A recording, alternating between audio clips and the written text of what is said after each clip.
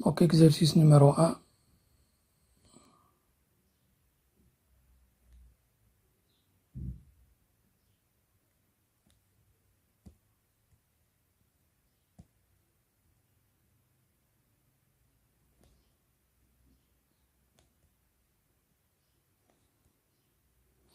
Donc, on a une suite récurrente, donc je vais écrire les hypothèses. I0 est égal à 4. Et la relation de récurrence UN plus 1 est égal à 4UN moins 2 sur 1 plus UN. Pour tout n appartient à n. Donc, la première question, petit a. Vérifions que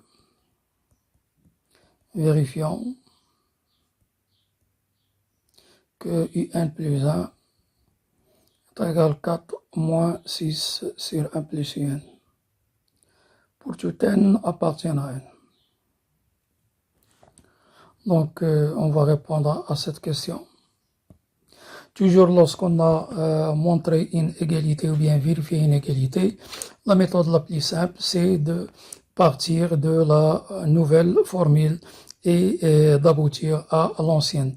Donc, on va partir à partir de 4 moins 6 sur 1 plus UN et on va démontrer qu'elle est égale à UN plus 1, autrement dit, est égal à 4 UN moins 2 sur 1 plus UN.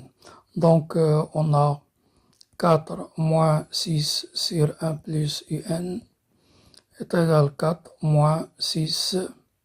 Donc, on va rendre au même dénominateur. Est égal à 4 fois 1 plus UN moins 6 sur 1 plus UN. Donc, est égal à 4 plus 4 UN moins 6 sur 1 plus UN. Est égal à 4 UN moins 2 sur 1 plus UN. Et 4 UN moins 2 sur 1 plus UN, c'est UN plus 2. Donc, c'est UN plus 1. Donc, voilà, UN plus 1 est égal à 4 moins 6 sur 1 plus UN.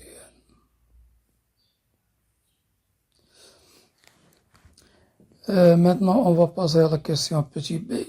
Petit b.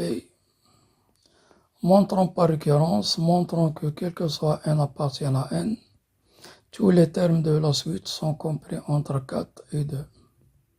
Autrement dit, montrer que la suite est bornée, majorée par 4, minorée par 2. Donc, on va commencer par la vérification. Donc, vérification.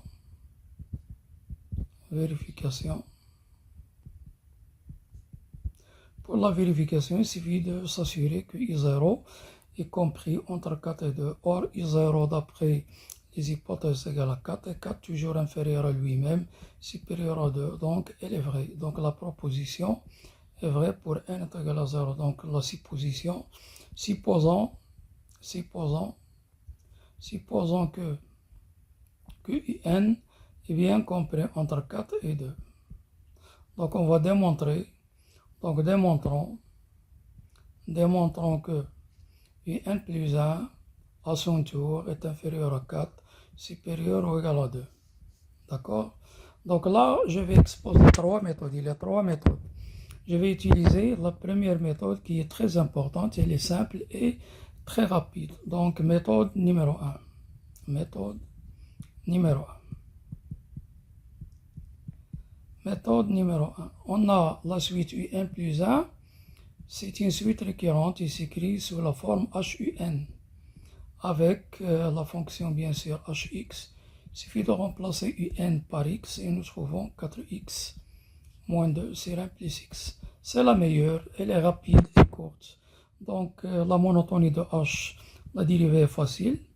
Donc le déterminant 4, 1, moins 2, 1 sur 1 plus X au carré. Donc est égal 4 plus 2 est égal 6 sur 1 plus X au carré, strictement positif. Donc, H est strictement croissante. Bien sûr, sur son domaine de définition qui est R moins le singleton moins 1. Donc, je reviens à l'hypothèse de récurrence, c'est-à-dire notre supposition. On a un, on l'a supposé entre 4 et 2. Et puisque h c'est croissant, donc je vais entrer h, donc h de 2, inférieur h de un, inférieur h4. Or, h2, si vous calculez h2, c'est 8 moins 2, c'est 6 sur 3. 6 sur 3 est égal à 2. Donc, HUN, c'est UN plus 1. Et H4, donc c'est 16 moins 2, c'est 14. 14 cinquième et 14 cinquième est inférieur toujours. Il est inférieur ou égal à 4. Donc voilà, en utilisant cette méthode, on aboutit facilement à UN plus 1 est inférieur ou égal à 4, est supérieur ou égal à 2. D'accord? Donc maintenant, on va passer à la deuxième méthode qu'utilisent souvent les élèves. Maintenant, on va passer à la deuxième méthode, se basant sur l'encadrement, et c'est la méthode la plus utilisée par les élèves. Donc, on a l'encadrement de UN. UN est encadré par 2 et 4. On va essayer d'encadrer, de montrer que UN plus 1 est aussi compris entre 2 et 4. Mais attention, si vous travaillez avec UN plus 1 égale 4 UN moins 2 sur 1 plus UN, ça ne mène pas à l'encadrement voulu. Donc on doit travailler avec la première question, petit a.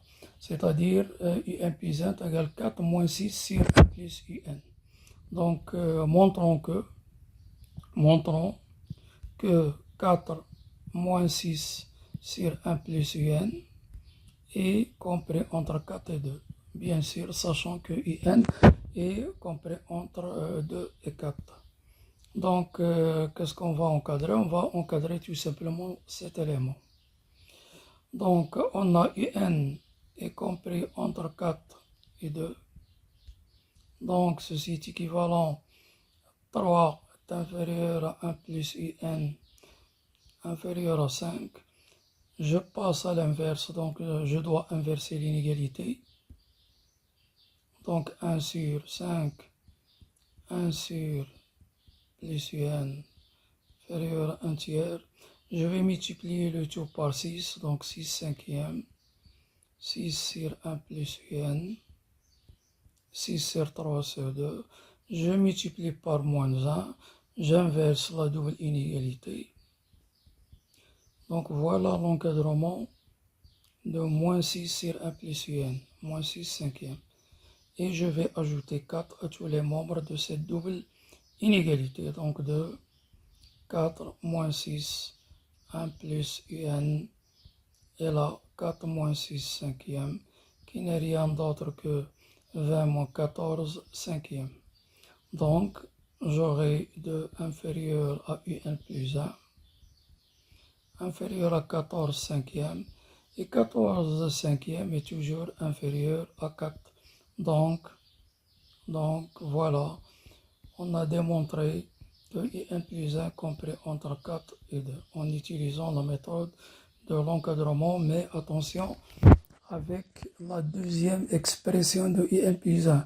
La première ne mène pas directement au bon encadrement. Je vais utiliser maintenant la troisième méthode, donc méthode numéro 3. Méthode numéro 3. Se basant sur, bien sûr, la technique de la comparaison, méthode 3. Donc, il se fait en 2 étapes. Donc, montrons que UN plus 1 est inférieur ou égal à 4 et UN plus 1 est supérieur ou égal à 2. Donc, je vais commencer par la première. UN plus 1 moins 4. À quoi est égal?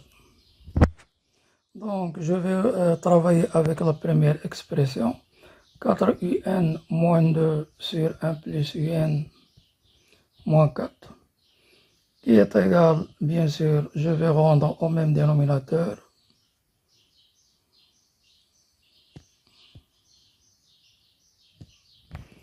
Donc, est égal, donc je vais rendre au même dénominateur. Donc, 4 UN moins 2 moins 4 UN.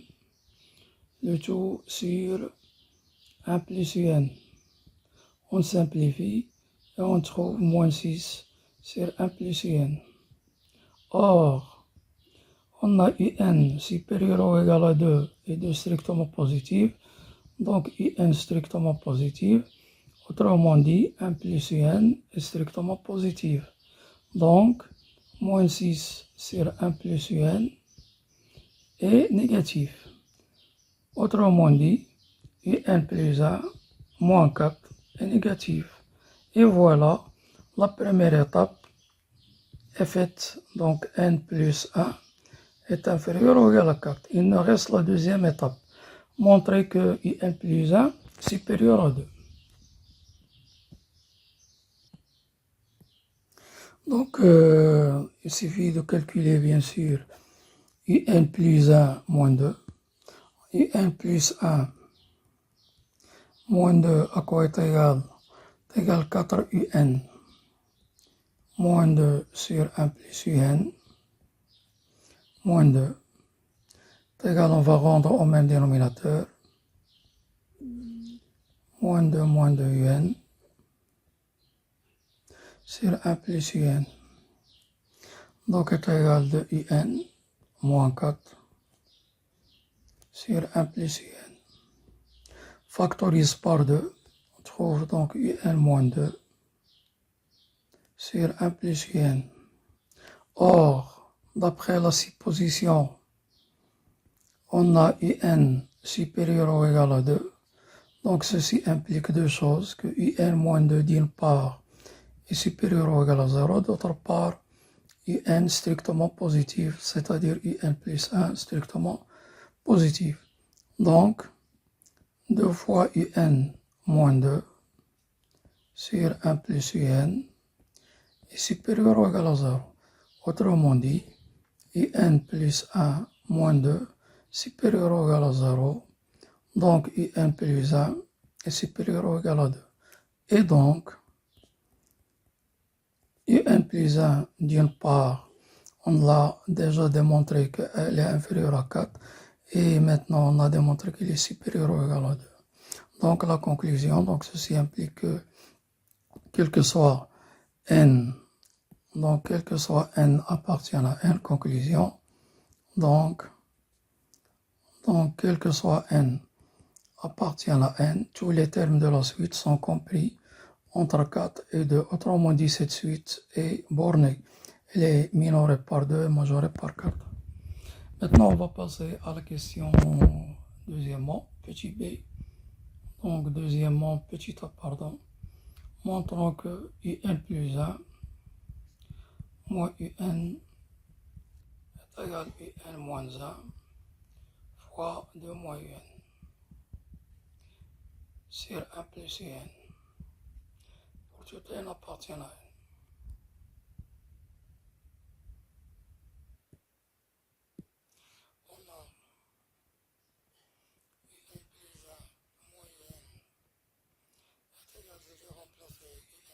Par sa valeur, moins 2 sur 1 plus un, moins un, et je vais rendre au même dénominateur. 4 un moins 2, donc moins un carré. Du tout divisé par 1 plus un. Égal moins un au carré, plus 3 un, moins 2, sur 1 plus un. Reste à vérifier que moins un carré plus 3 un moins 2 est égal exactement un moins 1 fois 2 moins 1. On va développer, il suffit de développer. Donc un moins 1 fois 2 moins 1 est égal 2 un moins un carré moins 2 plus 1 est égal à moins un au carré plus 3 un moins 2. Donc c'est exactement ce nombre.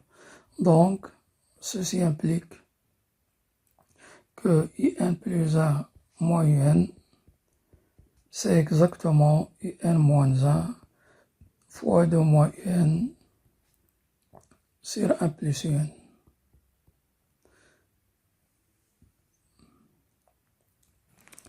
La question petit b.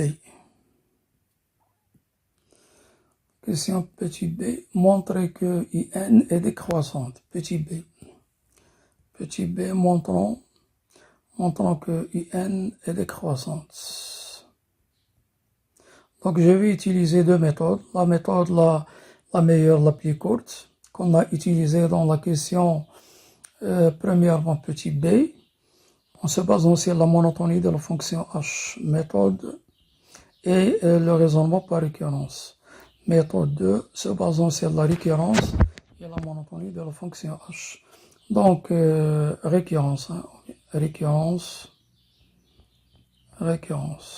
sur n.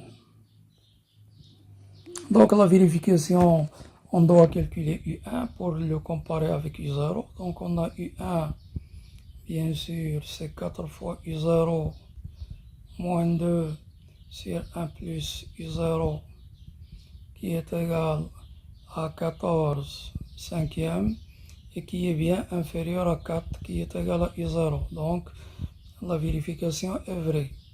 Donc, la proposition est vraie pour n est égal à 0. On a bien U1 est inférieur à U0.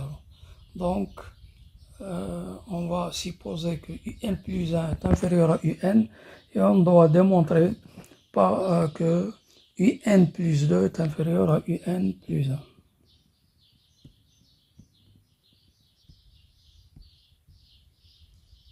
Supposons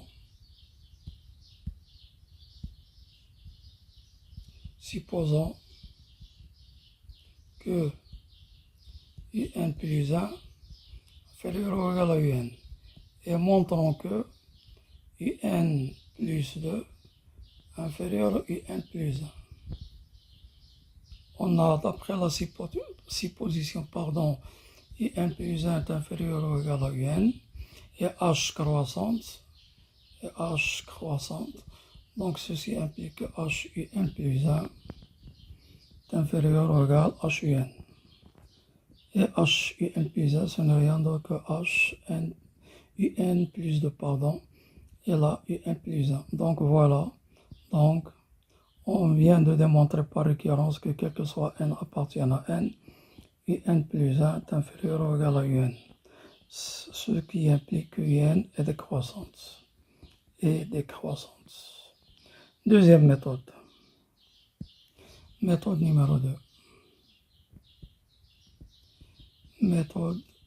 2. Donc on va montrer que UN plus 1 moins UN négatif. Montrons que UN plus 1 moins UN inférieur ou égal à 0 en se basant sur la question précédente, petit a. On a UN plus 1 moins UN est égal à UN moins 1 fois 2 moins UN sur 1 plus UN. Or, UN, toujours compris entre 4 et 2 d'après la question précédente. Donc, UN, donc 2 moins UN est négatif. Et UN moins 1 supérieur ou égal à 0, car UN supérieur à 2 et 2 supérieur à 1, donc UN supérieur ou égal à 1, ce qui implique que UN moins 1 positif. Donc, le nombre UN moins 1 fois 2 moins UN sur 1 plus UN est inférieur ou égal à 0. Car 1 plus UN, on l'a déjà fait, strictement positif. Donc, ceci implique que UN plus 1 moins UN est inférieur ou égal à 0. Autrement dit, la suite UN est décroissante.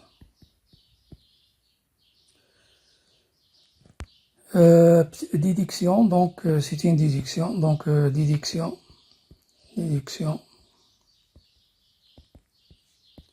Cette déduction est simple. On a UN d'une part décroissante et UN minorée exactement par 2.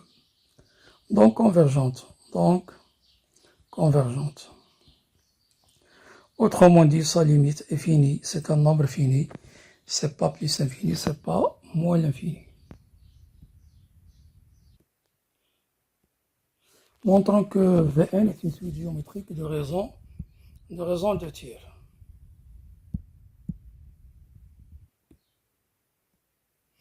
Donc, la méthode est simple. Donc, Vn plus 1, on va calculer Vn plus 1 et montrer que Vn plus 1 est égal à 2 tiers fois Vn. Donc, c'est égal à 2 moins Un plus 1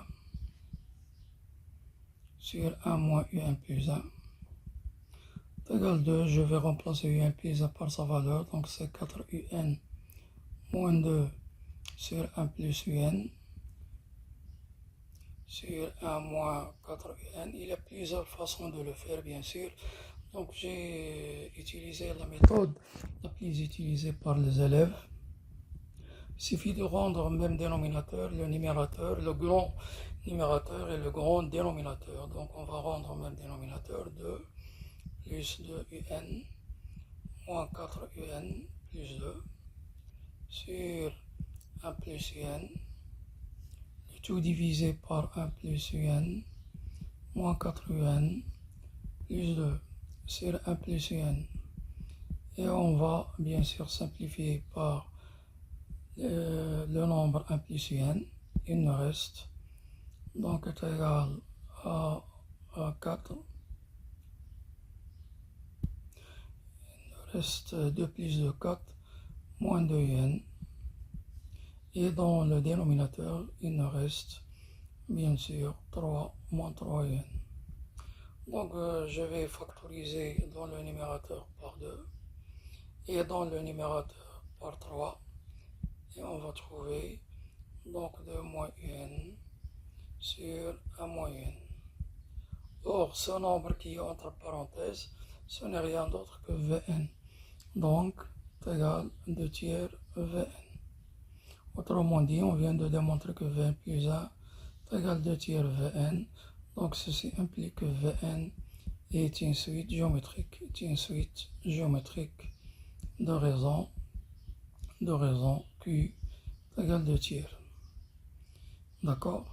Donc, on va passer à la question petit b, montrer que, donc, petit b, montrons que Vn Un est égal à 1 plus 1 sur 1 moins 2 tiers à la puissance n plus 1. C'est une question classique qu'on a fait maintes fois et dans plusieurs fois, bien sûr, dans la classe. Donc, je vais rappeler la méthode. Il y a deux étapes. La première étape,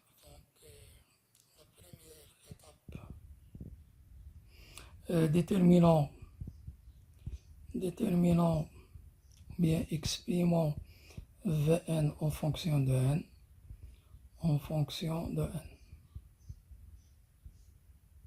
puisqu'il s'agit d'une suite géométrique. Donc, Vn plus 1 s'écrit, donc Vn s'écrit la raison qui est 2 tiers fois, donc Vn est égal à V0 fois Q à la puissance n, ce qui implique que Vn est égal, or V0 quoi est égal? Est égal à 2 moins I0 sur 1 moins I0, entre parenthèses, c'est V0, fois la raison qui est 2 tiers à la puissance n. Application numérique, donc 2 moins 4 sur 1 moins 4 fois 2 tiers à la puissance n est égal donc moins 2 sur moins 3 qui n'est rien d'autre que 2 tiers fois 2 tiers à la puissance n. Donc d'après les règles de la puissance, est égal à 2 tiers à la puissance n plus 1. Donc voilà la première étape exécutée. Donc on a Vn est égal à 2 tiers à la puissance n plus 1. La deuxième étape maintenant, il faut exprimer Un, deuxième étape, exprimons Un en fonction de Vn. Donc on a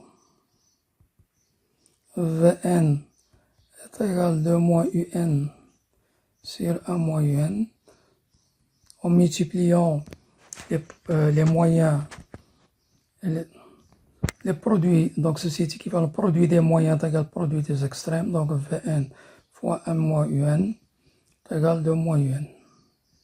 Ce qui est équivalent, donc Vn moins Vn un est égal à 2 moins 1. Ce qui est équivalent à un moins Vn un est égal à 2 moins Vn. Donc on va factoriser par un facteur de 1 moins Vn est égal à 2 moins Vn. Ce qui est équivalent que un est égal à 2 moins Vn sur 1 moins Vn. Je vais décomposer le 2. 1 plus 1 moins Vn sur 1 moins Vn, donc est égal à 1 sur 1 moins Vn plus 1 moins Vn sur 1 moins Vn. Ce qui est équivalent, donc un est égal donc 1 sur 1 moins Vn, et on va simplifier par 1 moins Vn plus 1. Donc, on remplace, d'après la question précédente, Vn par sa valeur, donc 1 sur 1 moins 2 tiers à la puissance n plus 1. Donc, quel que soit n appartient à n, un est égal à 1 sur 1 moins 2 tiers à la puissance n plus 1 plus 1. Donc la dernière question, petit c, calcul de limite un.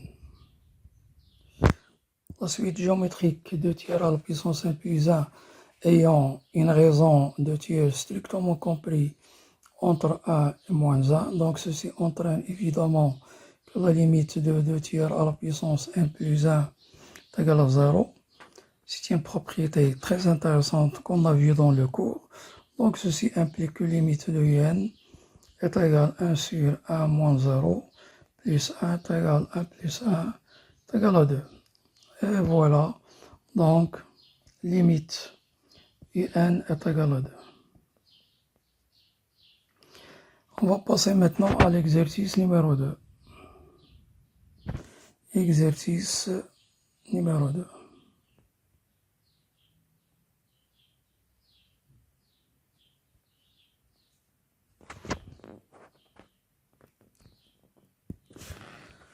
Donc, montrer que l'équation du plan s'écrit. Donc, il y a deux méthodes. Donc, je vais exposer les deux méthodes. Donc, méthode numéro 1. Cette méthode se fait en une seule étape. Méthode 1. Donc, on va prendre un point M de coordonnées x, y, z appartient au plan P. Donc, ceci est équivalent, bien sûr, que le vecteur AM est inclus dans le plan P, et puisque n est un vecteur normal sur le plan P, donc AM et n sont orthogonaux, qu'on va traduire avec le produit scalaire et nul. Donc AM scalaire, le vecteur normal, est égal à 0. Et on va utiliser la formule analytique du produit scalaire. AM a pour coordonnées x moins 1, ça fait x plus 1. Y moins 0, ça fait y. Z moins 1, ça fait z plus 1. Scalaire, le vecteur normal, qui est 2, moins 2 et 1, est égal à 0. Donc, cette méthode est rapide. Elle se fait en une seule étape. 2 fois x plus 1, moins 2y, plus z plus 1 est égal à 0. Et voilà, donc ceci est équivalent à 2x, moins 2y, plus z, plus 3 est égal à 0.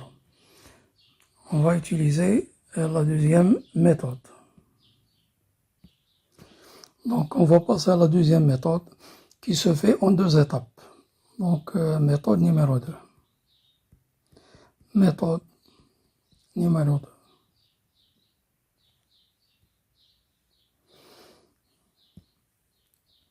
On a n de coordonnées de moins de 1 normal sur le plan P. Donc ceci implique que son équation s'écrit 2x moins 2y moins 2y plus z plus d est égal à 0. Calcul de d. Calcul de d. On a le point A appartient au plan P. Donc ceci est équivalent. Donc ces coordonnées doivent vérifier l'équation cartésienne. Donc 2 fois moins 1, moins 2 fois 0, plus moins 1, plus d est égal à 0. On va trouver facilement la valeur de d. Donc moins 2, moins 3. Donc moins 3 plus d est égal à 0, ce qui est équivalent, bien sûr, que d est égal à 3. D'où l'équation cartésienne. Donc ce qui implique que P a pour équation cartésienne 2x moins 2y plus z plus 3 est égal à 0.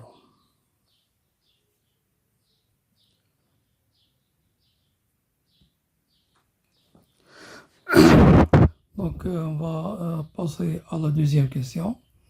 Déterminer une équation cartésienne. Donc deuxièmement, équation cartésienne de la sphère S. Donc c'est une question évidente, simple. On va partir d'un point M de coordonnées x, y, z de l'espace. Donc pour que ce point appartienne à S, il faut et il suffit que la distance de oméga M soit égale au rayon. Donc x moins les coordonnées de oméga 2 au carré, plus y moins 1, ça fait y plus 1 au carré, plus z moins 0, autrement dit z moins 0 au carré est égal le rayon au carré, et on développe. Donc on développe, donc x carré moins 4x plus 4 plus y carré plus y plus 1 plus z carré est égal à 25, donc moins 25 est égal à 0.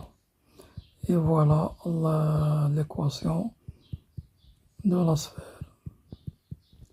Moins 4x plus 2y moins 20 égale à 0. Troisième question, petit a. Troisièmement, petit a, calcul de la distance oméga p. Donc on a, d'après le cours, d oméga p est égal valeur absolue. On va remplacer x, y, z dans l'équation cartésienne du plan. On va la remplacer par les coordonnées de oméga. Donc on a 2x, donc 2 fois 2, 2 fois 2, moins 2 fois moins 1, plus z, donc plus 0, plus 3, valeur absolue, sur la norme du vecteur normal, c'est-à-dire la racine carrée du carré du coefficient de x, 2 au carré, plus moins 2 au carré. Attention, il faut faire les parenthèses, sinon vous allez commettre une erreur, plus 1 au carré. Donc si vous calculez, donc vous trouvez 9 sur racine de 9. Donc est égal à 9 sur 3 est égal à 3. Donc voilà la distance. Donc distance oméga p est égal à 3. Troisièmement, petit b, on déduit que le plan P coupe la sphère suivant un petit cercle gamma de rayon à déterminer. Donc petit b, il suffit de comparer la distance. Donc on a la distance oméga p est égale à 3 qui est strictement inférieure au rayon de la sphère qui est égal à 5. Donc d'après le cours, donc S et P se coupent selon un petit cercle.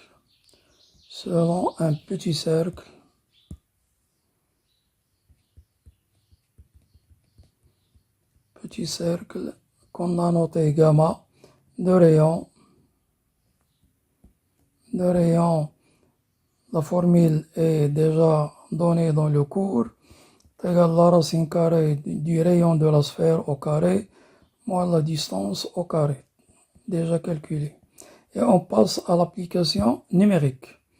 Donc, est égal à la racine de 25, moins 3 au carré, moins 9, est égal à la racine de 16, qui est égal à 4. Donc, voilà le rayon du cercle. Donc, R est égal à 4.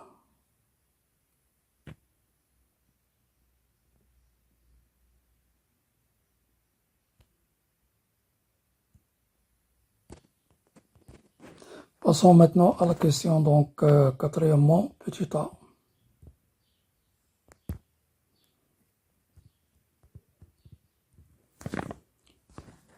Déterminer une représentation paramétrique.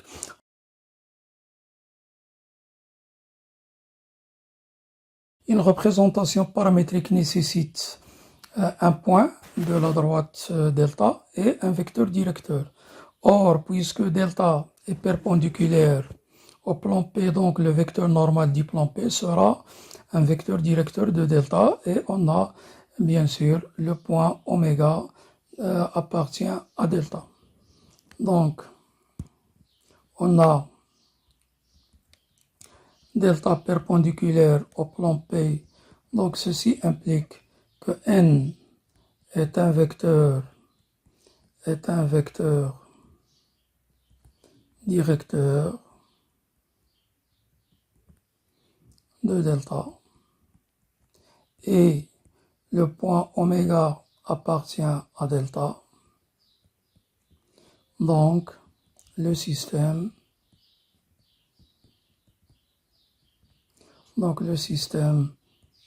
x égale y égale z égale, on place les coordonnées de façon verticale de oméga, qui sont bien sûr 2, moins 1 et 0, et les coordonnées du vecteur normal n seront multipliées par le paramètre t, donc 2t, moins 2t, et t fois 1t avec t varie dans R. Donc ce système est une représentation paramétrique, est une représentation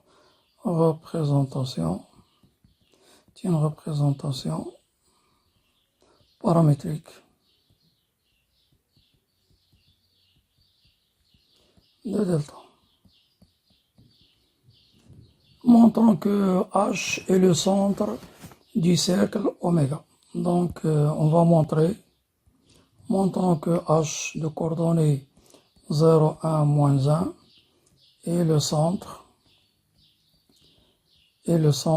du cercle gamma.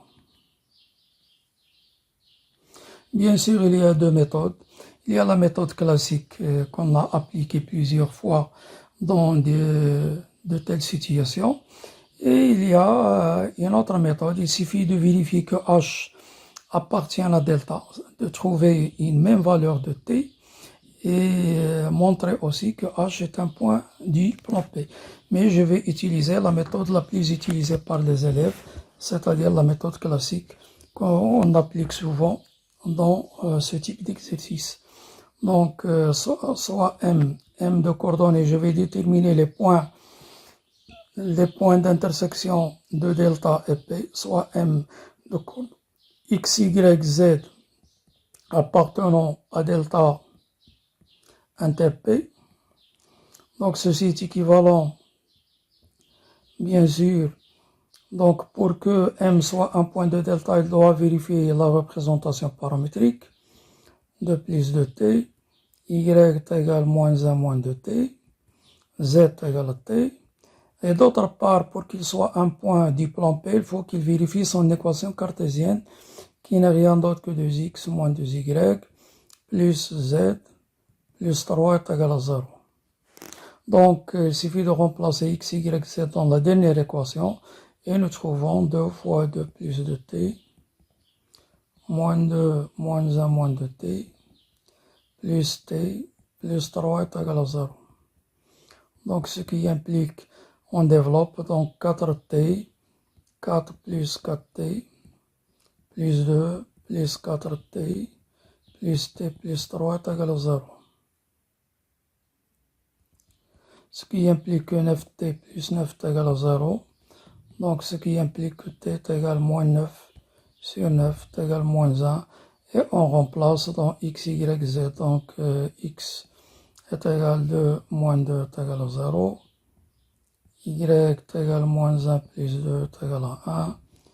Z est égal à moins 1. Donc, M sera de coordonnées donc 0, 1, moins 1, qui n'est rien d'autre que le point H. Donc, le centre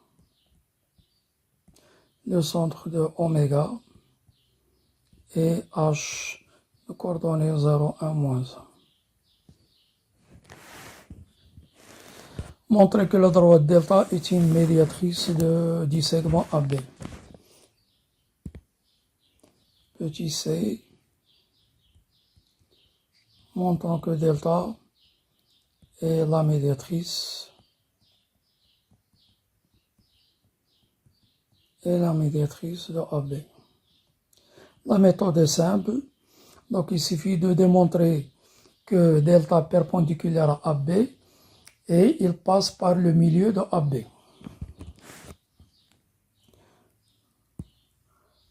Montrons que I appartient à delta, où I est le milieu du segment AB et delta perpendiculaire à la droite AB.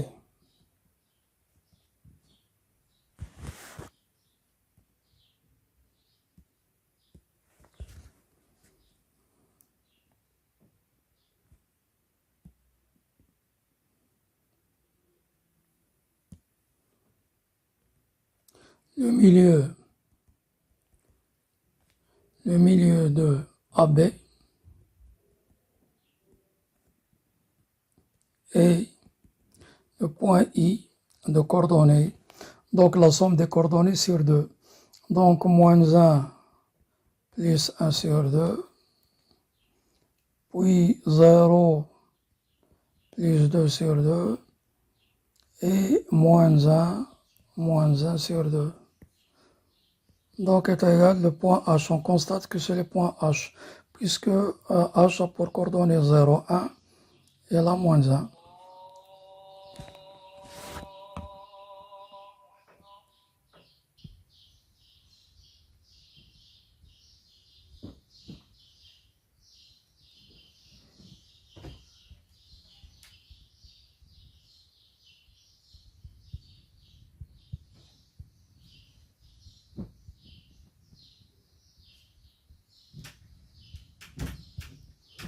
D'autre part, on a delta perpendiculaire au plan P et la droite AB est inclue dans le plan P car A appartient au plan P et aussi le point B appartient au plan P car ces coordonnées vérifient l'équation cartésienne. Donc si vous remplacez les coordonnées de B dans l'équation cartésienne, vous allez trouver 0. Donc 2 fois 1, moins 2 fois 2, plus moins 1, plus 3, ça nous donne donc moins 2, moins 3, plus 3 est égal à 0. Ce qui prouve que B appartient à P. Donc, puisque A appartient à P, B appartient à P, donc la droite AB est perpendiculaire au plan, donc il sera perpendiculaire à toute droite incluse dans le plan P. Autrement dit, que delta sera perpendiculaire aussi à la droite AB. Donc voilà, donc d'une part on a delta orthogonal à AB et le milieu de AB qui est H appartient à delta, ce qui prouve bien sûr que delta est la médiatrice. Donc delta et la médiatrice, et la médiatrice, et la médiatrice, et la médiatrice du segment AB. Donc voilà, on a terminé l'exercice numéro 2. On va passer à l'exercice numéro 3.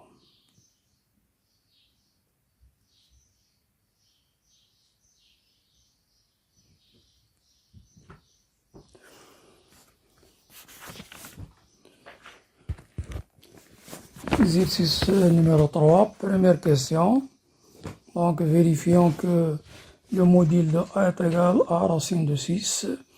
Donc on a A est égal, donc on a deux façons différentes de le faire, soit d'utiliser les propriétés, soit d'utiliser la définition à partir de la forme algébrique de A. Donc je vais choisir l'une, donc A est égal à racine de 3 fois 1 moins I. Je passe au module, donc au module de A est égal module de racine de 3 fois 1 moins I. Je vais utiliser les propriétés du module. Égal module de racine de 3 qui n'est rien d'autre que la valeur absolue de racine de 3 fois le module de 1 moins I. La valeur absolue de racine de 3 c'est racine de 3 et le module de 1 moins I c'est la racine d'après la définition A au carré plus moins 1 au carré. Donc c'est égal racine de 3 fois racine de 2 est égal racine de 6. Maintenant on doit montrer que l'argument de A est congru à moins pi sur 4 modulo de pi. Donc pour cela, nous devons déterminer une forme trigonométrique de A. Donc on a A, on va factoriser par le module en utilisant la méthode classique qui nous permet de passer d'une forme algébrique à une forme trigonométrique. Donc on va factoriser par racine de 6. Donc il nous reste racine de 3 sur racine de 6. Et moins racine de 3, c'est racine de 6 fois I, qui n'est rien d'autre que racine de 6. On va simplifier par racine de 3. Il nous reste 1 sur racine de 2, qui est racine de 2 sur 2, moins I racine de 2 sur 2, qui n'est rien d'autre que racine de 6, cosinus pi sur 4, moins I sinus pi sur 4. Donc, en utilisant bien sûr les propriétés des formules trigonométriques, cosinus étant pair, donc c'est cosinus de moins pi sur 4, et le sinus étant une fonction impaire, donc c'est sinus moins sin pi sur 4, c'est sin moins pi sur 4, sinus moins pi sur 4. Donc voilà la formule trigonométrique bien sûr, et de ce fait on déduit facilement que l'argument de A est congru à moins pi sur 4 modulo de pi.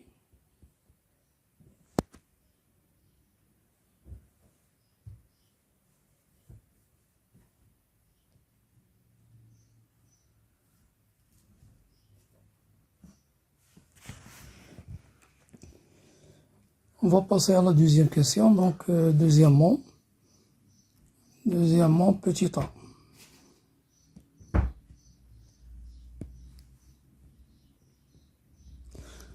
Montrer que B sur A, donc on doit calculer B sur A.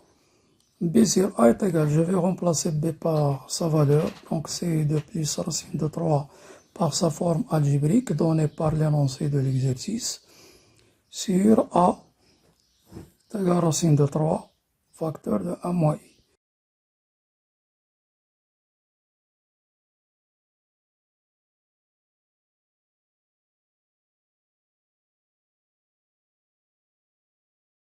Donc on va multiplier et diviser par le conjugué de 1 moins I qui est implicite. Donc c'est 2 plus racine de 3 plus I multiplié par le conjugué de 1 moins I qui n'est rien d'autre que implicite sur racine de 3, 1 moins I, facteur de implicite. Donc on va développer dans le numérateur, donc 2 plus racine de 3 plus I facteur de 2 plus racine de 3 plus I au carré qui n'est rien d'autre que moins 1, toujours racine de 3 facteur de 1 au carré moins I au carré, c'est 2 fois 2, c'est 2 racine de 3. Donc, 2 plus racine de 3 moins 1, c'est 1 plus racine de 3. On va factoriser par i. 2 plus racine de 3 plus 1, c'est 3 plus racine de 3 sur 2 racine de 3 est égal 1 plus racine de 3 sur 2 racine de 3 plus i 3 plus racine de 3 sur 2 racine de 3. Je vais multiplier et diviser par racine de 3, donc c'est racine de 3 plus 3 sur 2 fois 3 sur 6. Et là, on va factoriser par racine de 3 pour simplifier. Ça nous reste racine de 3 plus 1 sur 2 racine de 3. Et on va simplifier par racine de 3. Et on aboutit, bien sûr, au résultat souhaité. Donc, B sur A est égal à 3 plus racine de 3 sur 6 plus I facteur de 1 plus racine de 3 sur 2.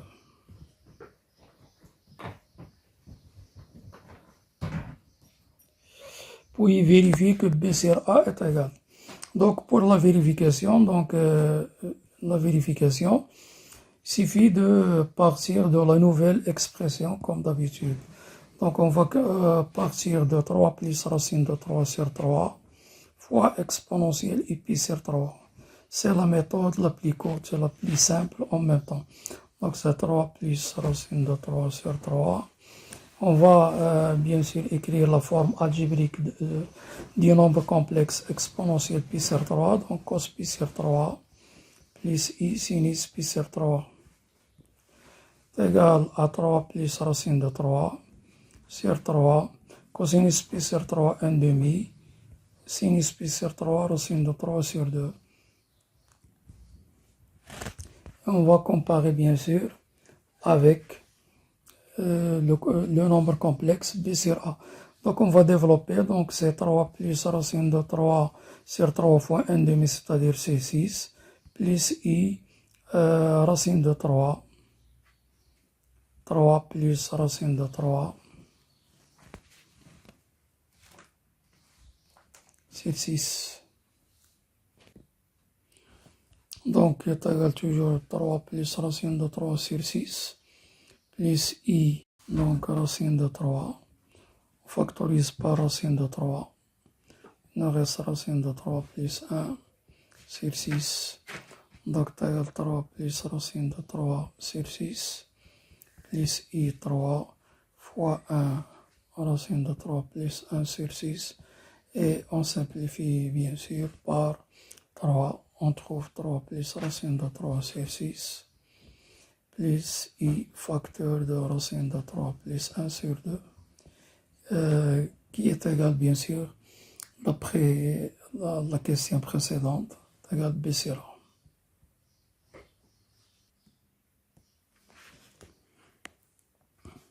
Donc, B sur A est égal 3 plus racine de 3 sur 3 exponentielle I pi sur 3. On déduire une forme trigonométrique du complexe B. Donc, petit b, on a, d'après la question précédente, B sur A est égal à 3 plus racine de 3 sur 3 exponentielle I pi sur 3. Donc, ce qui est équivalent, en multipliant les deux membres par A, on trouve que B est égal à 3 plus racine de 3 sur 3 fois A exponentielle I pi sur 3. Et on remplace, bien sûr, A par sa forme trigonométrique trouvée dans la question premièrement. Donc, B est égal à 3 plus racine de 3 sur 3 fois la forme trigonométrique de A qui est racine de 6 exponentielle I moins pi sur 4. On l'a écrit sous forme exponentielle pour utiliser les propriétés de l'écriture exponentielle. Donc, c'est égal à 3 plus racine de 3 sur 3 fois racine de 6 exponentielle I facteur de moins pi sur 4 plus pi sur 3 qui est égal à racine de 6 fois 3 plus racine de 3 sur 3 exponentielle 4 pi moins 3, donc exponentielle I pi sur 12.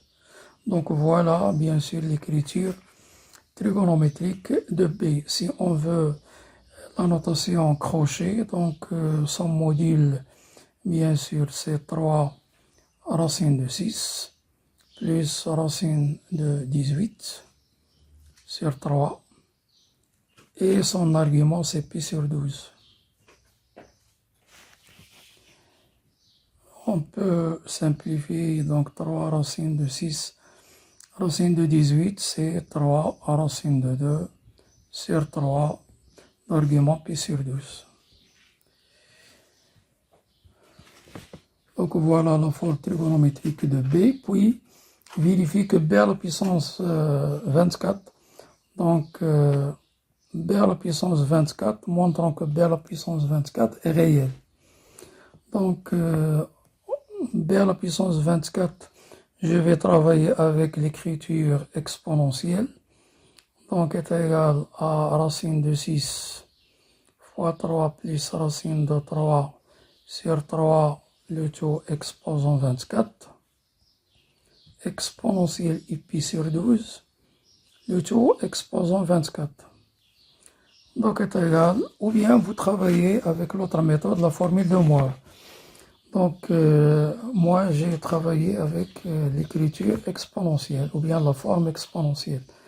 Donc toujours on laisse ce calcul, 3 plus, de toute façon c'est un nombre réel, à la puissance 24. Et là, d'après les propriétés de la puissance, qui s'appliquent aussi pour les écritures exponentielles, 24 pi sur 12. On va simplifier et on va trouver racine de 6 fois 3 plus racine de 3 sur 3, exposant 24, et on simplifie par 12, exponentielle de pi. Or, exponentielle de pi, c'est 1. Car exponentielle de pi égale cosinus de pi plus I sinus de pi. Cosinus de pi c'est 1, sinus de pi c'est 0. Donc on trouve que B à la puissance 24 c'est un nombre, c'est racine de 6, pas la peine de le calculer, il suffit de savoir qu'il est un réel, qui ne contient pas I. 24 c'est un réel, ne contient pas I, donc est bien un réel. Donc voilà la réponse à cette petite question de vérification.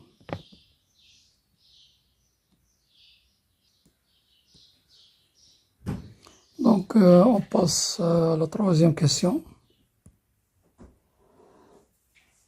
La troisième question, petit a.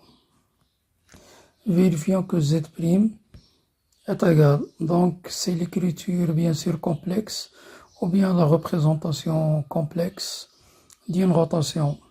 Donc on sait que z' moins w, d'après le cours, z moins w exponentielle i, bien sûr alpha, avec alpha l'angle de la rotation, et w c'est la fixe du centre. Or, le centre de cette rotation c'est O, donc son affixe est 0. Donc w est égal à 0. W est égal à 0. Et alpha, bien sûr, c'est pi sur 6.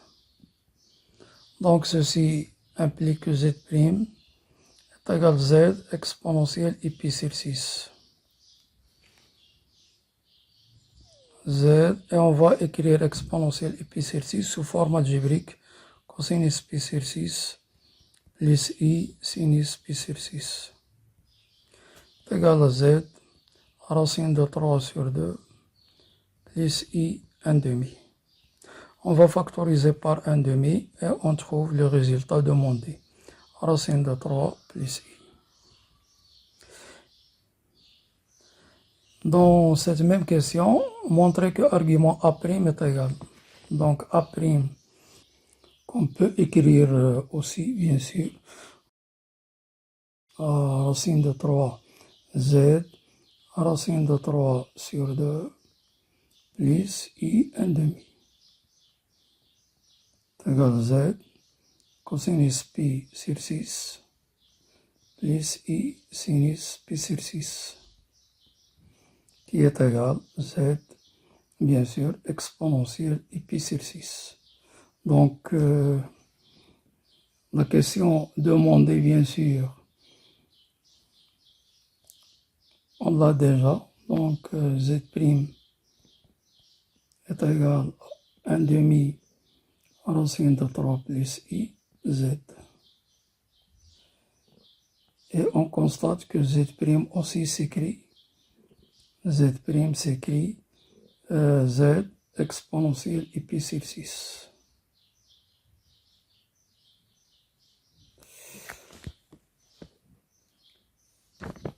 Donc, on va déduire une forme trigonométrique de A'. On a A' est égal à RA. Donc, ceci implique, d'après la représentation complexe précédente, donc A' sera égal à exponentielle I pi sur 6. Donc, A', je vais remplacer A par sa forme trigonométrique qu'on a déjà trouvée dans la question 1, égal racine de 6, exponentielle moins I pi sur 4, fois exponentielle I pi sur 6. D'après cette écriture, bien sûr. Égal la racine de 6, exponentielle I facteur de pi sur 6, moins pi sur 4. Égal racine de 6, exponentielle, donc 4pi moins 2pi sur 24, donc moins I pi sur 12. Donc voilà, donc l'argument de A' est congru à moins pi sur 12, modulo de pi.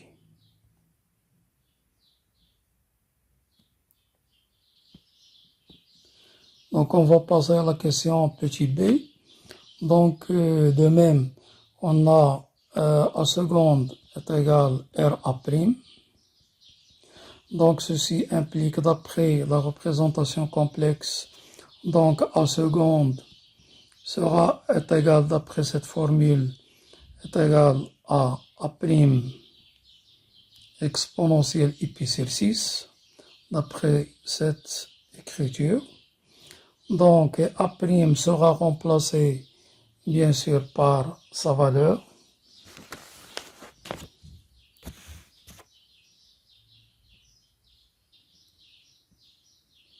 Or, A', on a trouvé, donc A', d'après la question précédente, c'est racine de 6.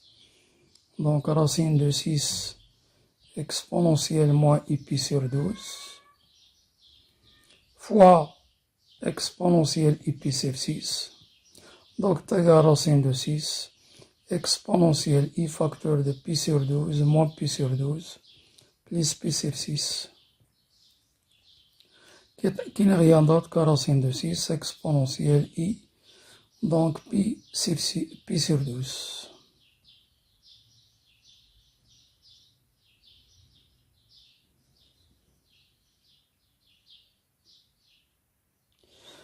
Déduire que les points O, A seconde et B sont alignés.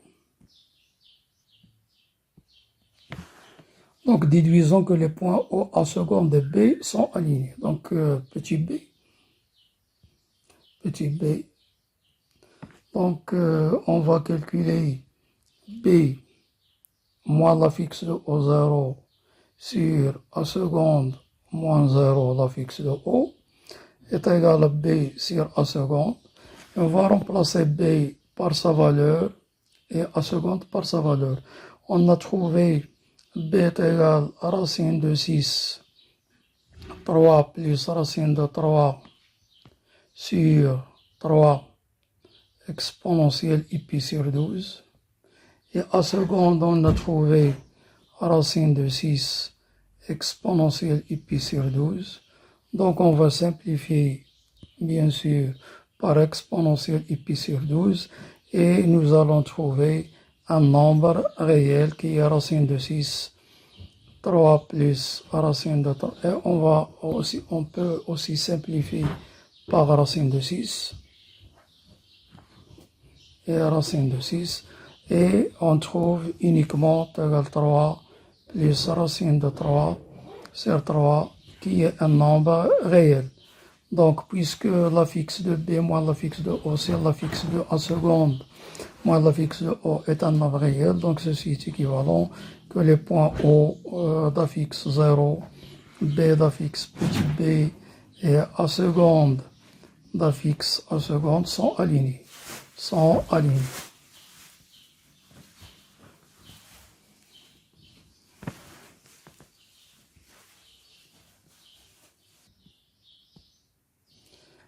Passons maintenant à la question petit c.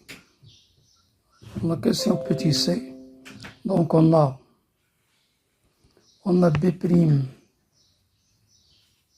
est égal à B exponentielle pi sur 6, qui est égal à racine de 6, 3 plus racine de 3 sur 3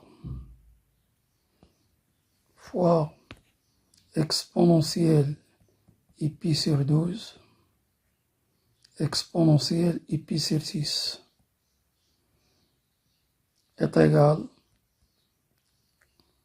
à 3 plus racine de 3 sur 3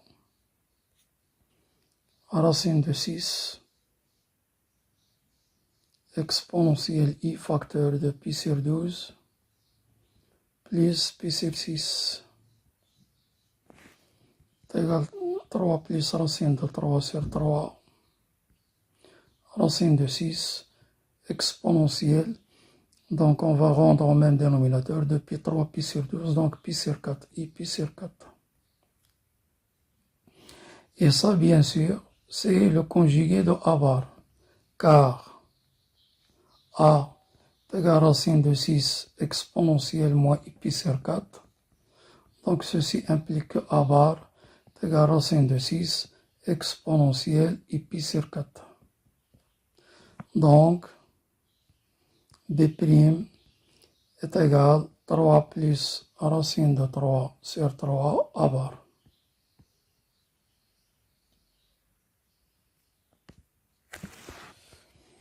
On dit dire que le triangle OAB' est rectangle en O. Donc, on va passer à la dernière question, petit d. Montrons que le triangle. Donc, pour cela, on va calculer l'ensemble des mesures de l'angle orienté OA, OB'. D'après une propriété très intéressante qu'on a déjà vue dans le cours, donc il est congru à argument B' moins O, l'affixe de O c'est 0, sur A petit a moins 0, donc sur A modulo de pi. Congru à l'argument de B', donc B' sur A bien sûr, est égal. Donc je vais écrire B' sur A. B' est égal, donc B' est égal 3 plus racine de 3 sur 3 A bar, d'après la question précédente. Donc ceci implique que B' sur A donc est égal à 3 plus racine de 3 sur 3 A bar sur A. Donc, l'argument B' sur A, puisque cette constante est strictement positive, donc il est congru à l'argument A bar sur A, modulo de pi, qui est congru à l'argument A bar moins l'argument de A, modulo de pi. Or, on sait que l'argument de A bar est congru à moins argument A, modulo de pi. Est congru moins deux arguments A, modulo de pi, qui est congruent à moins 2, et l'argument de A c'est moins pi sur 4, modulo de pi, donc qui est congru bien sûr à pi sur 2, modulo de pi. Autrement dit, la mesure de l'angle O, c'est un angle droit puisque sa mesure en radian c'est pi sur 2, donc on déduit que le triangle OAB' est rectangle en O. Donc ceci implique, bien sûr, donc ce qui implique que l'angle O est égal à pi sur 2. Donc le triangle OAB' est rectangle en O. Passons maintenant à l'exercice numéro 4 de probabilité.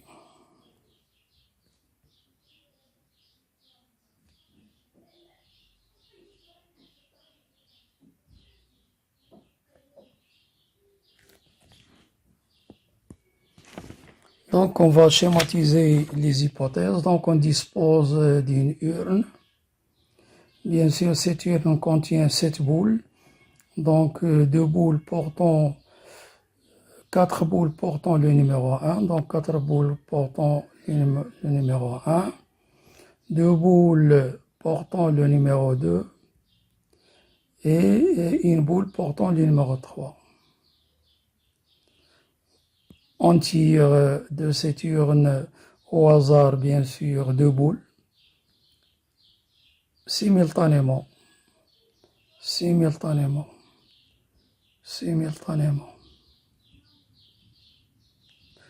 Autrement dit, donc, l'ordre est inexistant, n'a aucune importance, donc on va utiliser bien sûr les combinaisons.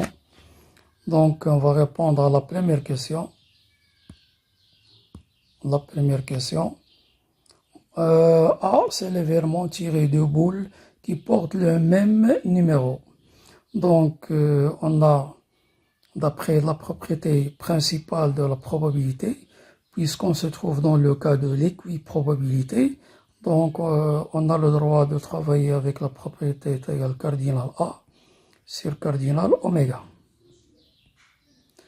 Donc, égale cardinal des tirages contenant le même numéro 1, puisqu'on dispose de 4 boules, plus cardinal, bien sûr, des tirages contenant 2 numéros identiques, qui est le numéro 2. Par contre, 3 est impossible puisqu'on dispose d'une seule boule sur cardinal oméga. Et on passe à l'application numérique. Donc, l'ensemble des combinaisons à 2 éléments parmi 4, plus C2 parmi 2, et l'ensemble cardinal oméga, c'est l'ensemble des combinaisons de 2 parmi 7. Donc, une application numérique donc est égale 4 fois 3 est 12 sur 2, donc 6 plus 1, donc 6 plus 1, 6, 7 fois 6, 42 sur 2, c'est 21, donc c'est un tiers. Donc voilà la probabilité. La deuxième question, B légèrement la somme des numéros des boules tirées est 4, donc la même chose. La probabilité de B est égale cardinal B sur cardinal oméga. Donc voilà les cas qu'on a. Donc cardinal, soit on tire bien sûr 2 boules portant le même numéro, puisque 2 plus 2 ça fait 4, soit on tire bien sûr donc plus cardinal, une porte le numéro 1 et l'autre 3 sur 21, cardinal oméga, qu'on a déjà calculé. Il se calcule une seule fois, bien sûr, dans l'exercice ou bien dans le problème. Donc on passe à l'application numérique, C2 parmi 2, donc c'est-à-dire C de 2. Et là, on va appliquer le principe du produit, ou bien le principe fondamental du dénombrement. Donc, C1 parmi les boules qui portent le numéro 1 sont en nombre, bien sûr, de 4 fois C1, 1, puisqu'il y a une seule boule qui porte le numéro 3.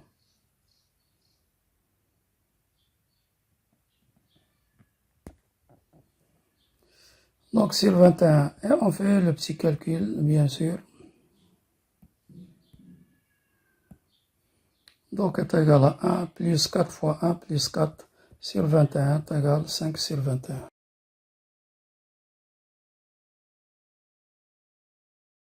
On nous propose de calculer la probabilité de l'intersection. Donc premièrement, définition, qu'est-ce que ça veut dire A inter B? A inter B, c'est tirer deux boules portant le même numéro,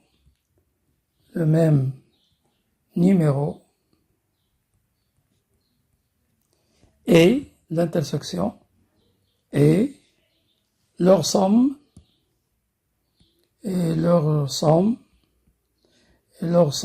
vaut, c'est-à-dire égale à 4.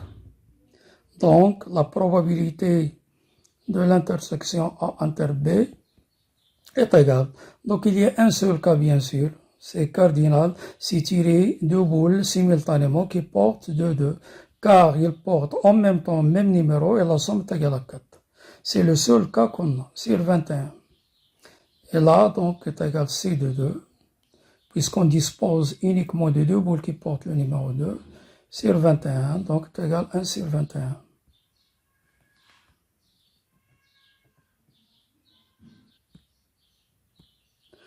Pour voir est-ce que A et B sont indépendants ou non, donc il suffit de comparer la probabilité de A inter B et le produit des probabilités, c'est-à-dire PA fois PB.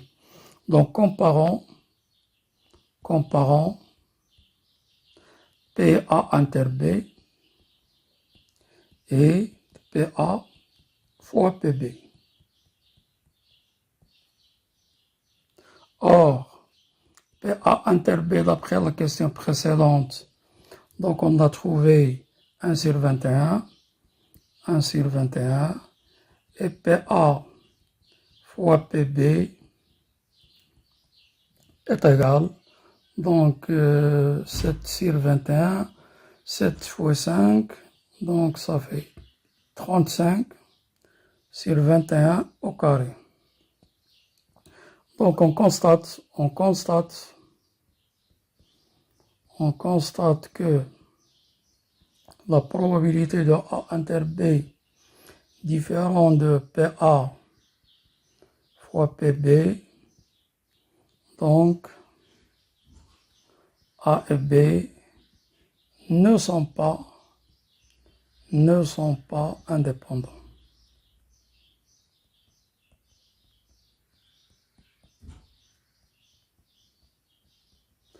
Donc voilà, maintenant on va passer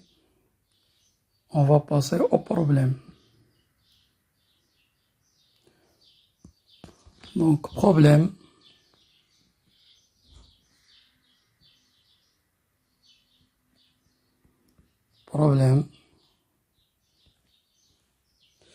Donc la partie 1, c'est une partie du cours. C'est ce qu'on a vu dans la fonction exponentielle népérienne. Donc tracer dans un même repère orthonormé la courbe, bien sûr, CU et CV. Donc c'est une question facile, c'est une question de cours.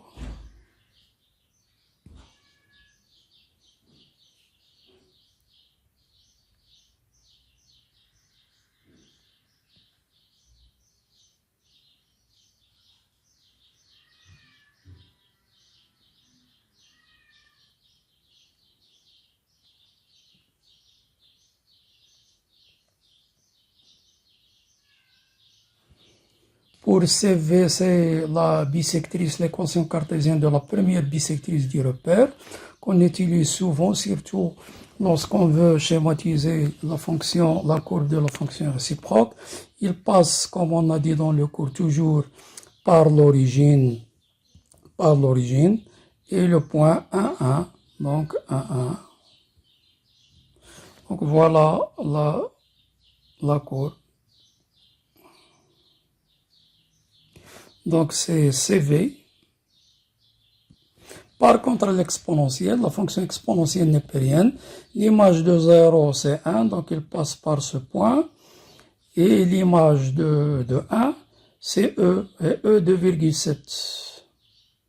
2,7 environ. Donc, 1 de coordonnées 1, E.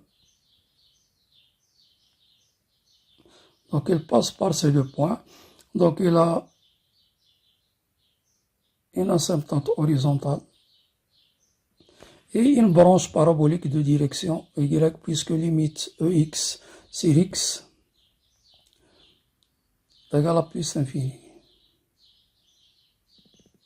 Donc, voilà la courbe CU.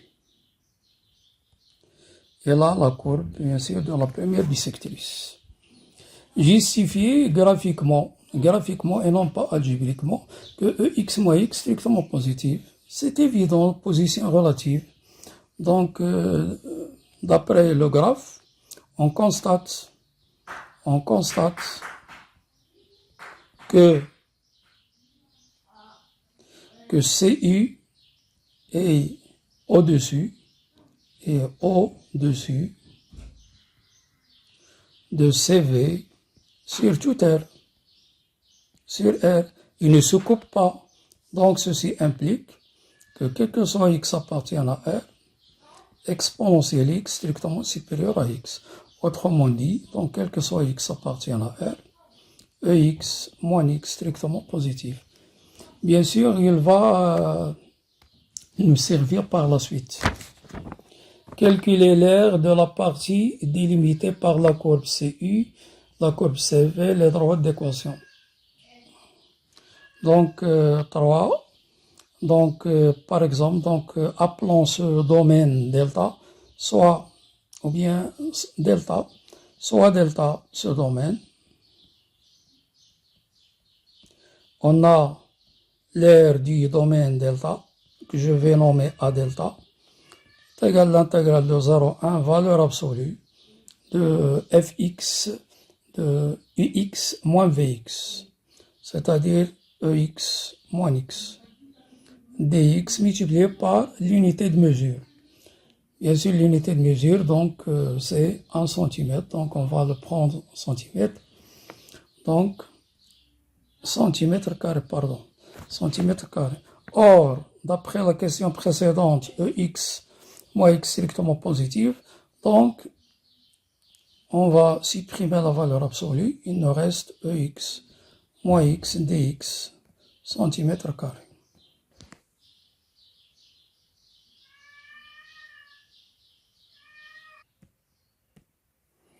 Donc est égal, donc une primitive de exponentielle x c'est elle-même, moins x, primitive, moins x carré sur 2, entre 0 et 1 centimètre carré.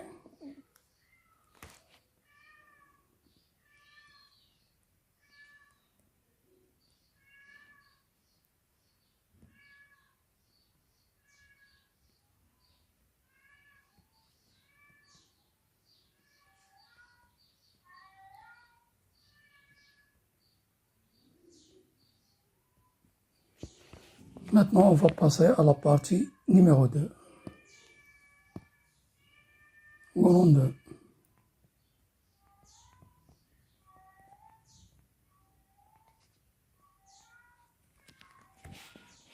Vérifie que f est défini sur R. Donc la première question, elle est évidente.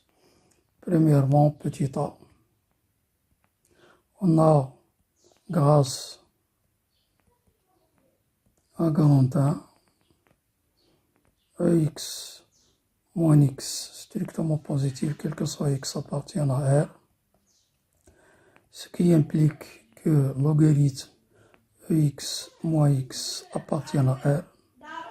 Donc ceci implique que x plus 1 moins ln ex moins x appartient à R, quel que soit x appartient à R, ce qui implique que fx appartient à R, quel que soit x, appartient à L.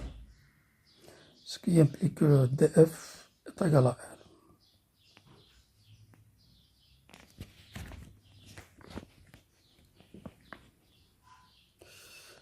Petit b.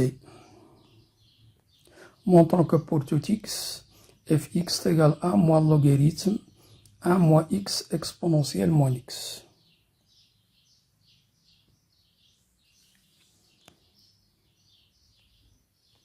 Donc on a fx est égal à x plus 1 moins ln. Il suffit de factoriser à l'intérieur de ln par ex, tout simplement. Moins x sur ex est égal à x plus 1 moins ln. On sait que ln du produit est égal à la somme de ln, est égal à ln ex plus ln 1 moins x sur ex. Et 1 sur ex, on fait monter le ex dans le numérateur, exponentielle moins x.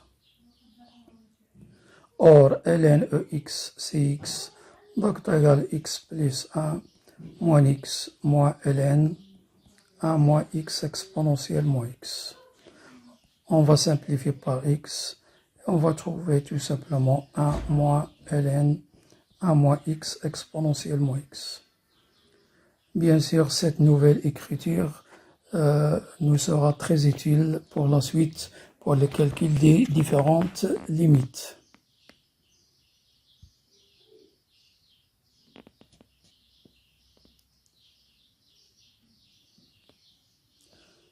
Donc, on va passer à la question petit c. On dit dire que limite lorsque x tend vers plus infini est égal à 1. Donc, petit c. Limite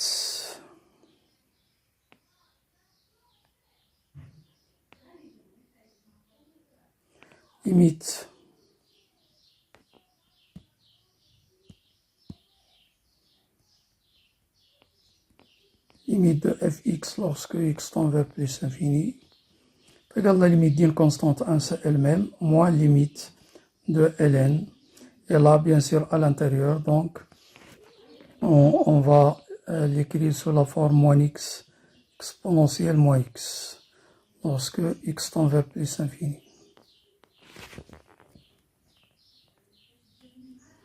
Donc, on va faire un changement de variable. Donc, on va poser moins x, c'est t.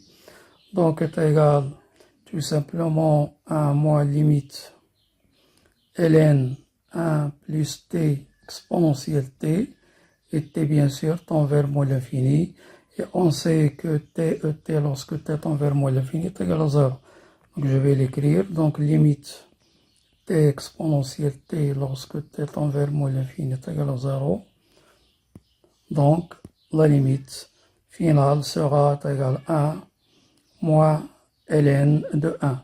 Puisque cette limite va tendre vers 0, il nous reste ln de 1, ln de 1, 0.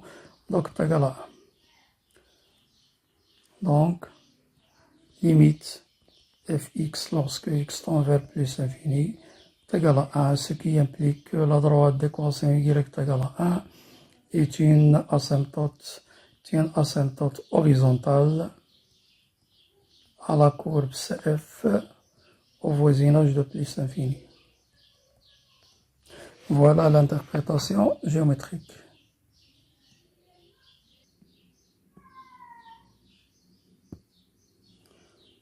Deuxièmement, petit a, donc deuxièmement, petit a, limite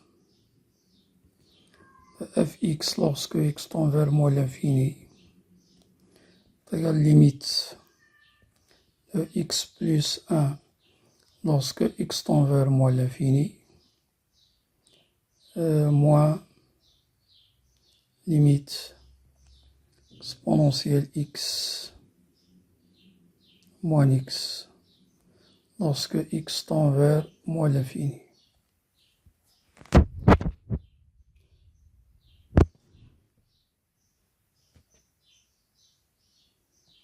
Appelons bien sûr ex moins x c'est grand X, donc est égal à moins l'infini, moins limite, bien sûr de grand X, c'est grand X tend vers grand X qui est ex moins x, donc ex tend vers 0. Et moins x plus l'infini, donc grand x tend vers plus l'infini. Donc car limite de ex moins x lorsque x tend vers moins l'infini est égal à limite de ex moins l'infini qui est 0 plus limite de moins x moins l'infini qui est égal à plus l'infini, moins l'infini. Autrement dit, grand x tend vers plus l'infini. Et on sait que limite de ln grand x lorsque grand x tend vers plus est égal à plus l'infini. Donc nous aurons moins l'infini est égal à moins l'infini. Autrement dit, limite de fx lorsque x tend vers moins l'infini est égal à moins l'infini.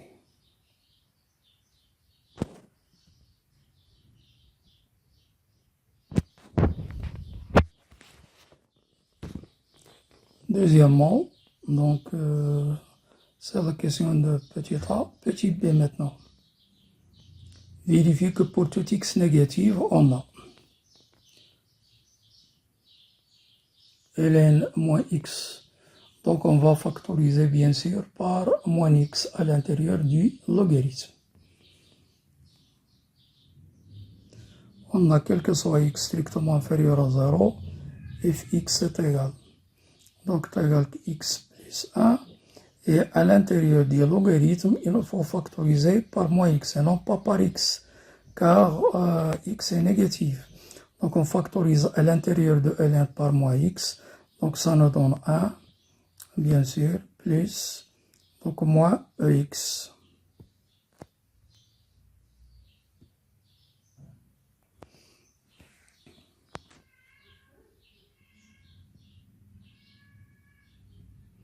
Donc moins exponentielle x sur x, c'est moins x.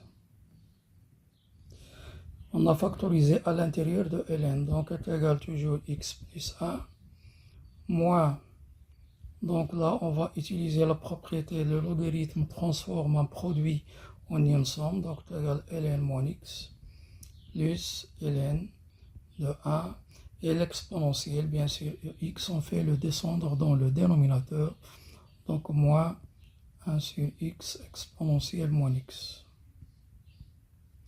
Donc on va trouver bien sûr le résultat demandé. Moins ln 1 moins 1 sur x exponentielle moins x. Petit c. Petit c, calculer les limites fx sur x lorsque x tend vers moins l'infini.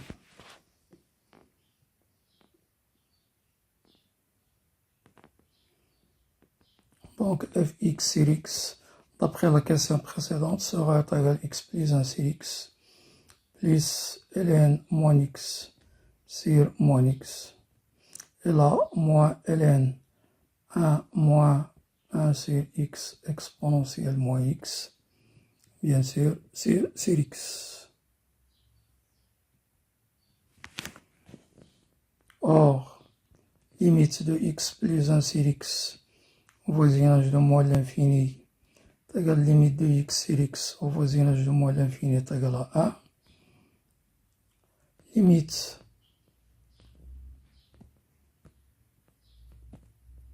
Limite de ln moins x sur moins x lorsque x tend vers moins l'infini en adoptant le changement de variable en posant t égale moins x est égal à limite de ln t sur t avec t tend vers plus l'infini est égal à 0. Il nous reste bien sûr limite de moins x exponentielle moins x lorsque x tend vers moins l'infini est égal à plus l'infini, ce qui implique que limite de 1 sur exponentielle moins x est égal à 0. Donc limite de ln 1 moins plus 1 sur moins x exponentielle moins x sur x lorsque x tend vers moins l'infini. Donc dans le numérateur, il nous reste ln de 1 qui est 0, 0 sur moins l'infini, bien sûr, est égal à 0. Donc, limite fx sur x lorsque x tend vers moins l'infini est égal à 1.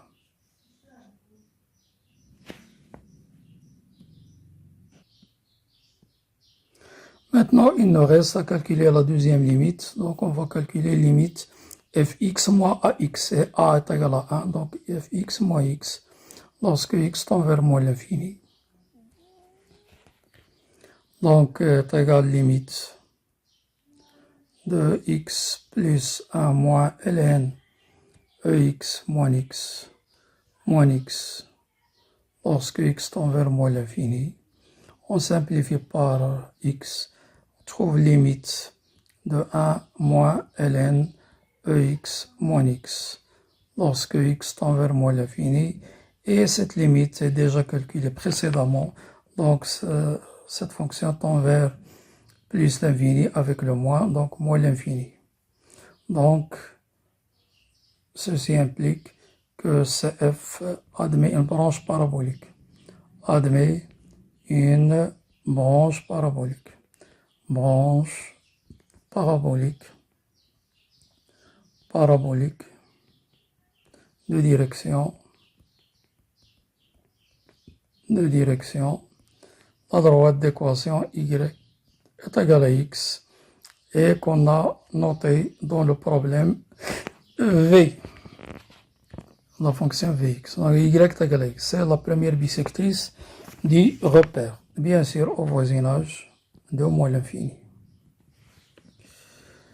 Maintenant, on va passer bien sûr à la troisième question. Troisième question, petit a.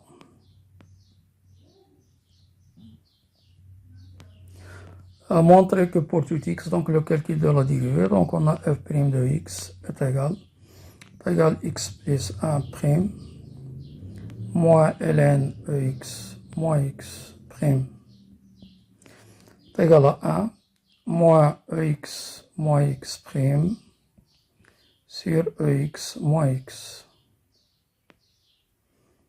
est égal à 1. La dérivée de x c'est elle-même, moins 1, bien sûr, sur ex moins x. On va rendre au même dénominateur, est égal à ex moins x plus 1 sur ex moins x. On simplifie, on trouve 1 moins x sur exponentielle x moins x. Donc, le signe. Donc, le signe. On passe bien sûr à la question petit b. Le signe de f' de x est celui de 1 moins x. Pourquoi? Car d'après grand 1, ex moins x, toujours strictement positif, quel que soit x appartient à 1. D'où le tableau de variation. Donc, d'où le tableau de variation de f.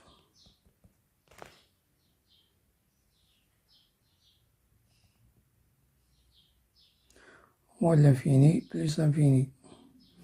Donc, 1 moins x annulant 1. À droite, signe de a qui est moins 1, donc négatif. Et à gauche, positif. Donc, elle est croissante, décroissante, limite moins l'infini. Et là, le 1. Donc, on a x, f' de x, fx. L'image de 1, à quoi est égale l'image de 1? Donc, c'est 2 moins ln e moins 1.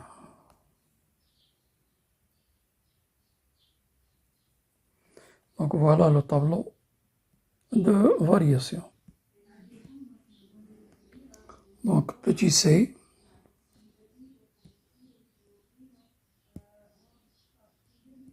Petit c, donc on applique le théorème des valeurs intermédiaires. Donc on a f continu sur le segment moins 1, 0. On a f strictement croissante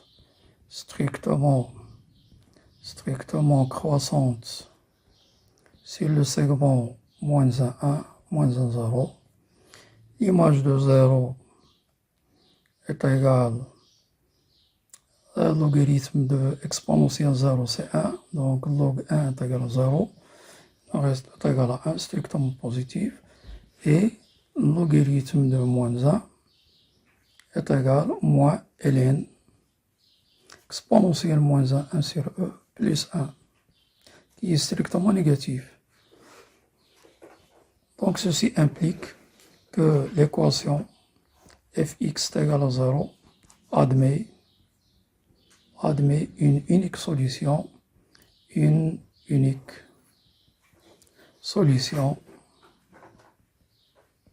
sur le segment moins 1, 0.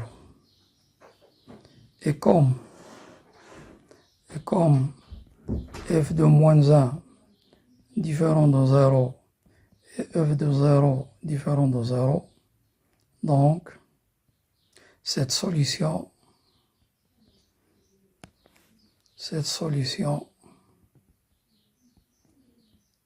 est dans l'intervalle, autrement dit, elle est différente de moins 1, 0, donc elle est dans l'intervalle ouvert moins 1, 0.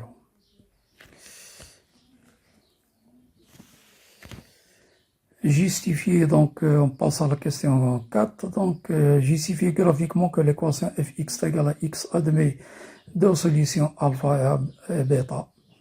Bien sûr, d'après la courbe, donc on constate que la courbe CF coupe la droite y est égale à x en 2 points, la première bisectrice en 2 points, d'abscisse respective alpha, négative, et bêta, strictement positive. Donc c'est une question simple. Donc quatrièmement,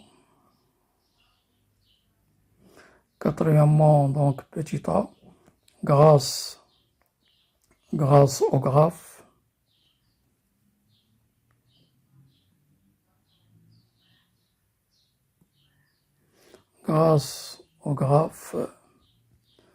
on a CF et la droite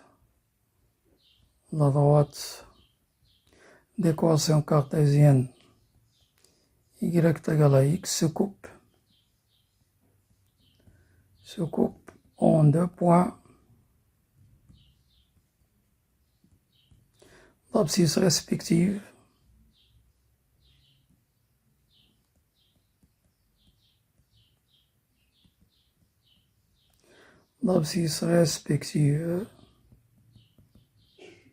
alpha, strictement négatif. Le point d'intersection, bien sûr, dans l'axe des abscisses négatives, et bêta, strictement positif. Le point d'abscisse, strictement positif. Montrer que, donc c'est une déduction, bien sûr, petit b, on a alpha et bêta, solution de fx égale à x. Donc ceci implique que f alpha est égal à alpha et f bêta est égal à bêta. Ce qui implique, ou bien équivalent, donc alpha plus 1 moins logarithme exponentiel alpha moins alpha est égal à alpha, et bêta plus 1 moins logarithme exponentiel bêta moins bêta est égal à bêta. Ce qui est équivalent à 1 est égal à ln exponentiel alpha moins alpha, et 1 est égal à ln exponentiel bêta moins bêta. Ce qui implique, puisqu'ils sont tous les deux égaux au même nombre, donc ln exponentiel alpha moins alpha est égal à ln exponentiel bêta moins bêta. On fait entrer l'exponentiel et on trouve que exponentiel alpha moins alpha est égal à exponentiel bêta moins bêta.